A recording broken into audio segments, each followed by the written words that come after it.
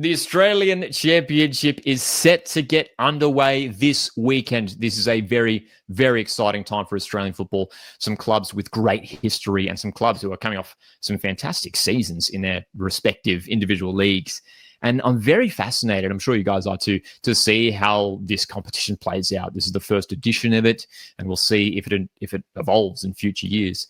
But this is a look at the groups that we have for this tournament.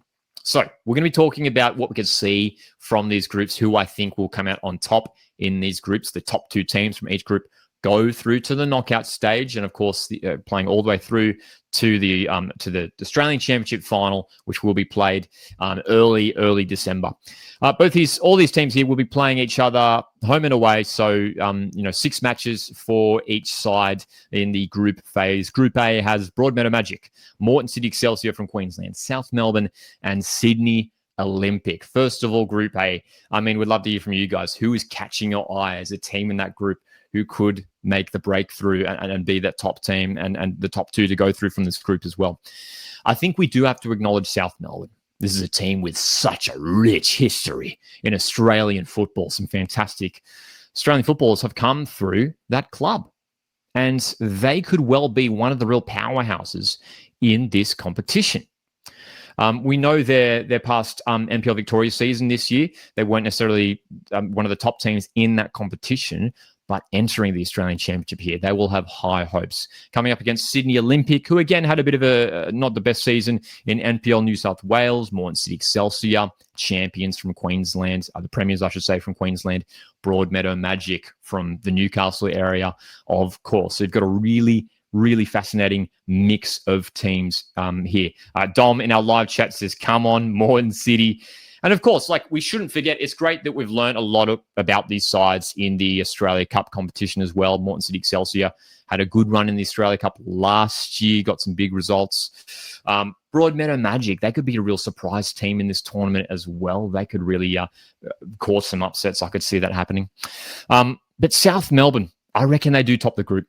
I reckon they do. I reckon South Melbourne top the group, and following alongside them, I think it will be Moreton City Excelsior. I think Sydney Olympic, a fascinating team to watch. You've got some former A-League players in that Sydney Olympic squad, so they could provide a tough test for any of their opponents, but I think it will be South Melbourne and Moreton City Excelsior going through from Group A. Group B is fascinating.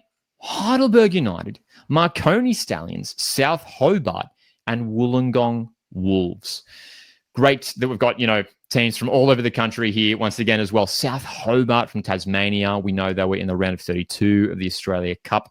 Scored a phenomenal goal in that game as well against South Melbourne. Heidelberg United. All eyes will be on them in this tournament after what they did in the Australia Cup this year. I mean, making it all the way to the final, losing out in the end, Heidelberg United, but not only with the Australia Cup, but fantastic NPL Victoria season. Champions of NPL Victoria, almost claimed the premiership as well. They should be favourites to go through in this group. For me, they are. I think they will be top. Who will be following them through to the knockout phase? Marconi Stallions, again, club with a really rich history. Wollongong Wolves, again, some former A-League players in that squad as well. South Hobart, maybe a dark horse in this competition as well. It is certainly tricky.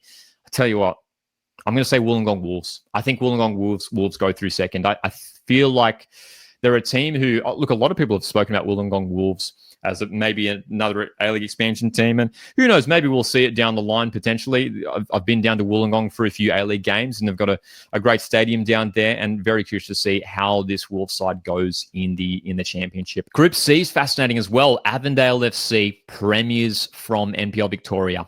Canberra, Croatia are there. NWS Spirit from Sydney, and Preston Lions. Top teams here, a lot of competition. Avondale FC, so impressive. Again, not just in the NPL Victoria season, Australia Cup, making it all the way through to the semi-finals. I think Avondale FC go through. I think you look at all the Victorian teams in this competition, and they should be strong.